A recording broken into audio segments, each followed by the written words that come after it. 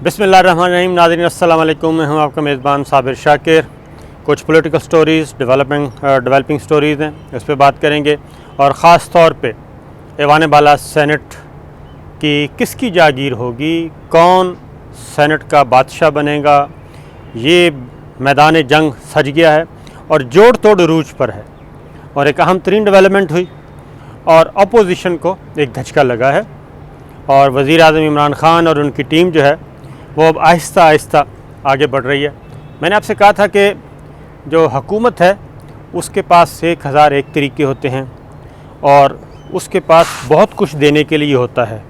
MPs को, MNAs को, senators को बहुत कुछ देने के लिए होता है और उसका कंट्रोल होता है। और इस वक्त अगर आप गवर्नमेंट को देखें, PTI की गवर्नमेंट है, फेडरल गवर्नमेंट है उसके पास, पंजाब गवर्नमेंट है उसके पास, KPK है, बलूचिस्तान में कोलिशन है, तो इसलिए गिलगित बल्तिस्तान में है, तो उसके पास ओब्लाइज करने के लिए बहुत कुछ है। और ये जो नाराज़गियाँ होती हैं, ये नाराज़गियाँ भी आहिस्ता आहिस्ता ख़त्म हो जाती हैं। तो यही एक अहम तरीन डेवलपमेंट हुई है और वो है अपोजिशन का ज़्यादातर इन्हसार जो था वो था जहांगीर तरीन पे, JKT पे। और जहांगीर तरीन एक मौसर आवाज़ हैं और आपको मालूम है कि उनका एक ख़ास कैंप है कौमी असम्बली में भी। उनके लाइक माइंडेड बहुत सारे मौजूद हैं और सीनियर मोस्ट होने की वजह से, एक पॉलिटिकल अप्रोच रखने की वजह से लोग उनकी इज़्ज़त भी करते हैं, इसमें भी कोई शक नहीं है। वो एक साइड पे रखते हैं, शुगर स्कैंडल है, ये चीज़ें हैं, वो चीज़ें हैं, लेकिन जो हकीकत है वो यही है कि JKT कौमी असम्बली में भी, पंजाब असम्बली में भी, सिंध में भी उनके लोग उनको रिस्पेक्ट करते हैं। उनकी विद इन पार्टी इख्तलाफात मौजूद हैं, शाह महमूद कुरैशी ग्रुप मौजूद है, असद उमर साहब से उनके इख्तलाफात हैं, लेकिन काबीना में भी ऐसे लोग मौजूद हैं जो जहांगीर तरीन के साथ राब्ते में हैं और उनके लाइक माइंडेड हैं। तो हुआ यही कि एक तो इन्हसार था पाकिस्तान पीपल्स पार्टी का भी और मुस्लिम लीग नवाज़ का भी। दो टारगेट उनके थे, वन था साउथ पंजाब को हिट किया जाए और जनूबी पंजाब महाज जो है उसको हिट किया जाए, और दूसरा ये था कि जिन लोगों को जहांगीर तरीन के ज़रिए PTI में लाया गया और जो जीतने के बाद जहांगीर तरीन के ज़रिए MPs जो PTI में शामिल हुए और इधर शामिल हुए कौमी असम्बली में PTI ज्वाइन की, तो उनको टारगेट किया जाए। और ऐसी आवाज़ें उनके लिए उठ भी रही हैं, काबीना के अंदर भी हैं और काबीना से बाहर भी हैं। तो हुआ यही कि मैंने आपको कुछ दिन पहले कहा था कि जहांगीर तरीन साहब से पता किया गया, चेक किया गया वो कहाँ हैं, तो वो रहीम यार खां में थे। और उन्होंने बड़े ज़ुमानी बात में कहा था कि मैं ज़रा देख रहा हूँ कि मेरी गाय भैंसें जो हैं वो कितना दूध दे रही हैं, मैं अपने डेयरी फार्म्स की तरफ आया हुआ हूँ। तो इतलात मेरे पास पहले भी थी और मज़ीद कन्फर्म हो गई कि जहांगीर तरीन और वज़ीर आज़म इमरान ख़ान के दरमियान जो फासले हैं वो अब कम हो रहे हैं और कम हो चुके हैं, बल्कि ये कहना चाहिए। और पहले इनडायरेक्ट राब्ते हुए, फिर बराह रास्त भी, और जहांगीर तरीन साहब और हफीज़ शेख साहब का बराह रास्त राब्ता भी हो गया। और हफीज़ शेख और जहांगीर तरीन बहुत करीबी दोस्त हैं। दीगर जो बहुत सारे लोग हैं, बहुत सारी काबीना के अरकान उनको बहुत अच्छी तरह जानते हैं और उनका इख्तलाफ विद इन पार्टी और विद इन ब्यूरोक्रेसी शुरू हुआ था और कुछ अफसरों की वजह से इख्तलाफात पैदा हुए थे। फिर शुगर स्कैंडल आ गया, मज़ीद दूरियां बढ़ीं, फिर वो चले गए बाहर लंदन में, वहाँ पे कुछ अर्सा रहे और अब वापस आ गए। तो जनाब ख़बर यही है कि जहांगीर तरीन साहब ने ये वाज़ेह तौर पे पैगाम भिजवा दिया है कि वो न सिर्फ़ अपोजिशन के हाथों आलाकार नहीं बनेंगे, बल्कि वो पूरा वज़न और पूरा ज़ोर लगाएंगे पाकिस्तान तहरीक इंसाफ के उम्मीदवारों के लिए और उनको जितवाएंगे और एलानिया तौर पे जितवाएंगे और एलानिया तौर पे वोट मांगेंगे। और अपने जहाँ जहाँ, क्योंकि हफीज़ शेख ने जब उनसे रब्ता किया तो उन्होंने क्या, फ़िक्र ना करें, मैं आपके साथ हूँ, न सिर्फ आपके साथ हूँ बल्कि इस्लामाबाद आ रहा हूँ, और जहाँ जहाँ कहेंगे वहाँ वहाँ मैं आपकी कैंपेन करूँगा।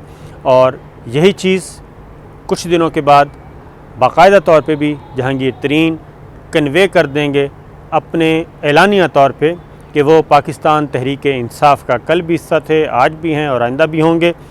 और मुस्तकबिल में उनके बेटे जो हैं अली तरीन वो अमली सियासत में आएंगे और उनको सेनेट का टिकट दिया जाना था। उम्र कम होने की वजह से वो सेनेट के टिकट से महरूम रहे, लेकिन दोबारा से इन हो रहे हैं जहांगीर तरीन और पाकिस्तान तहरीक इंसाफ की सियासत में, कौमी सियासत में, सूबाई सियासत में, और अपने बेटे को अमली सियासत में उतारेंगे। अब उनकी वज़ीर-ए-आज़म इमरान खान से मुलाकात कब होती है, कैसे होती है, ये एक है, लेकिन मुलाकात ना भी हो तो दोनों आपस में राब्ते में आ चुके हैं, जहन में रखिएगा। तो लिहाजा पाकिस्तान पीपल्स पार्टी और मुस्लिम लीग नवाज़ जिन पे इन्हसार कर रहे थे, जिन पे तकिया था, और वो सारे का सारा इन्हसार और तकिया वो आज पंक्चर हो गया है। लिहाजा एक ख़बर मैंने कहा आपसे शेयर कर लूँ। दूसरा, अब एक और बात भी है कि सुप्रीम कोर्ट में ये केस चल रहा है और आज हियरिंग मुकम्मल होना थी, लेकिन ये चली गई है कल पे, और कल है जुमअतुल मुबारक। और जुमअतुल मुबारक को सुप्रीम कोर्ट से जितने भी फ़ैसले आते हैं उनका रिकॉर्ड आपके सामने है। ज़रा गौर कीजिएगा कि जुमअतुल मुबारक को सुप्रीम कोर्ट हमेशा बड़े बड़े फ़ैसले करती है और वह तमाम के तमाम फ़ैसले मेरी राय में पाकिस्तान के हक़ में होते हैं। और तकरीबन कमोबेश तमाम एडवोकेट जनरल अपने दलाइल मुकम्मल कर चुके। सदारती रेफरेंस, सेनेट का इलेक्शन, ओपन बैलेट या secret ballot, election commission of Pakistan अपने आर्गूमेंट्स दे चुका। रज़ा रब्बानी साहब को सुना जाना है और वो कल यानी कि जुमा को सुना जाएगा। और बहुत ज़्यादा कवी इम्कान है, बल्कि काफ़ी इम्कान है कि कल जजमेंट रिज़र्व हो सकती है या शॉर्ट ऑर्डर भी आ सकता है, क्योंकि सुप्रीम कोर्ट ने तमाम आर्गूमेंट सुनने के बाद वो इस नतीजे पे तो पहुंच चुकी है कि ओपन बैलेट हो या सीक्रेट बैलेट हो, असल तनाज़ा ओपन और सीक्रेट बैलेट का नहीं है। असल इशू जो है वो है कि कौमी सियासत से करप्शन को, करप्ट प्रैक्टिसेस को और पैसों के लेन देन को, वोटों की ख़रीदो फ़रोख्त को, इस कल्चर का ख़ात्मा करना है। और सेनेट में जो मुतनासिब नुमाइंदगी के ज़रिए जिस जमात का जितना हिस्सा है, जिस सूबे का जितना हिस्सा है, उतना मिलना चाहिए। और अगर उस तनासब के बरअक्स कुछ होता है तो इसका मतलब है कि गड़बड़ हुई है, और उस गड़बड़ को रोकने के लिए सुप्रीम कोर्ट कोई हुक्म सादर कर सकती है। ये बात जहन में रखिए कि अब सदारती रेफरेंस पे जो सारी कंक्लूजन और कंक्लूड जिस तरीके से केस हो रहा है, उसमें सुप्रीम कोर्ट ऑफ पाकिस्तान इस बारे में हुक्म सादर करेगी। और इसमें जितना भी प्रोपेगेंडा हो रहा है मुअज़्ज़ज़ जज साहिबान के ख़िलाफ़, उनसे उनकी कोई परवाह नहीं है। उसकी रीज़न ये है कि आज बिलावल भुट्टो भी मैदान में आ गए, और कुछ दिन पहले मरियम सफदर साहिबा आई थी, उनको अंदाज़ा हो गया था। अब आ गए हैं बिलावल साहब, वो भी आज अदलिया पे हमले करके चले गए हैं और सीक्रेट बैलेट के हक़ में बोले हैं, और उन्होंने कहा है कि ये सब कुछ किया जा रहा है। तो भाई मतलब ये है कि ये तो एक सिंपल, ये तो सबको फ़ायदा होगा, क्रॉस द बोर्ड फ़ायदा होगा। लेकिन मसला ये है कि दुबई में पार्टियां मौजूद हैं, और ये भी मैं आपको दे दूं कि रिकॉर्ड FIA से रिकॉर्ड, सिविल एविएशन से रिकॉर्ड लिया गया है। इंटेलिजेंस इदारे अपना काम कर रहे हैं कि दुबई में कौन कौन पहुंच चुका है, दुबई में पाकिस्तान से कौन कौन पहुंच चुका है, और दुबई में सौदे हो रहे हैं, और सब के सब इंतज़ार कर रहे हैं सुप्रीम कोर्ट के फ़ैसले का कि अगर सुप्रीम कोर्ट ने सीक्रेट बैलेट के हक़ में फ़ैसला दे दिया तो सौदे कन्फर्म किए जाएंगे। लेकिन अब लगता ये है, बिलावल भुट्टो की तकरीर सुन के और मरियम सफदर साहिबा और मुस्लिम लीग नवाज़ के दीगर रहनुमाओं की तकरीरें सुन के लगता यह है कि उनको मायूसी नज़र आ रही है, और उनको भी भिनक पड़ रही है कि ये दाल गलने वाली नहीं है इस बार। और पैसे के बलबूते पर शायद सेनेट फतह ना हो सके, ये बात हो रही है। क्योंकि दूसरी जानिब पंजाब से बहुत अच्छा काम हुआ है, वहाँ पे टेक्नोक्रेट की सीट पे 2 सेनेटर बिला मुकाबला मुंतखब हो गए हैं। एक नून लीग के आज़म नज़ीर तारड़ सीनियर एडवोकेट हैं, वो अनअपोज्ड हो गए हैं, और दूसरे हो गए हैं अली ज़फ़र पाकिस्तान तहरीक इंसाफ के, वो भी बिला मुकाबला सेनेटर मुंतखब हो गए हैं। क्योंकि वहाँ पे टेक्नोक्रेट की 2 सीटें थीं, 2 ही उम्मीदवार रह गए थे, बाकी सब उम्मीदवारों के कागजात वापस ले लिए गए और दोनों बिला मुकाबला कामयाब हो गए। ये एक खुश आइंद बात है, तो इसको आगे बढ़ाना चाहिए सियासी जमातों को। फिर इसी तरीके से पंजाब से ही ख़वातीन की 2 नशिस्तें थीं और दोनों नशिस्तों पे बिला मुकाबला दोनों ख़वातीन हो गई हैं। एक पाकिस्तान तहरीक इंसाफ की डॉक्टर ज़रका हो गई हैं और दूसरी सीट पे पाकिस्तान मुस्लिम लीग नवाज़ की सादिया अब्बासी हो गई हैं। सादिया अब्बासी शाहिद खाकान अब्बासी साबिक़ वज़ीर आज़म, उनकी बहन भी हैं, बैरिस्टर भी हैं और पहले भी सेनेटर रह चुकी हैं।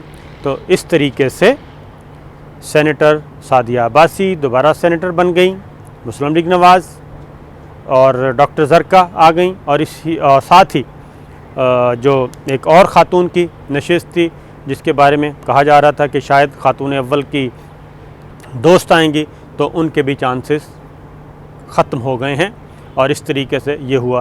तो 4 सेनेटर अनअपोज्ड हो चुके, बिला मुकाबला हो चुके, जिनमें अली ज़फ़र साहब भी बैरिस्टर हैं, Azam Nazir Tarar senior advocate supreme court, और बैरिस्टर सादिया अब्बासी एडवोकेट, और डॉक्टर ज़रका वो भी अपनी फ़ील्ड की माहिर हैं। तो लिहाजा ये 4 पढ़े लिखे जो हैं, पढ़े लिखे भी प्रोफेशनल भी ये आ चुके हैं तजर्बाकार सेनेट में।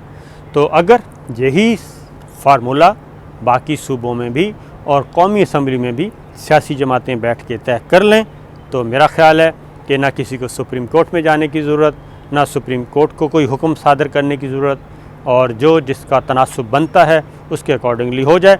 लेकिन इतनी जल्दी हमारे यहाँ मानने वाले ज़रा कम होते हैं, वो अभी भी देख रहे हैं, और लेकिन तमाम राडार सब कुछ देख रहे हैं। वो खा अंदरून मुल्क जोड़ तोड़ हो रहा है या बैरून मुल्क हो रहा है, यहाँ पे सौदे तय किए जा रहे हैं या बैरून मुल्क सौदे किए जा रहे हैं। तो पाकिस्तान के इंटेलिजेंस इदारों की आंखें, उनके कैमरे हर जगह मौजूद हैं। तो मैंने कहा ये ज़रा लेटेस्ट ख़बरें थी, आपसे शेयर कर लूँ। इजाज़त दीजिए, अल्लाह हाफ़िज़।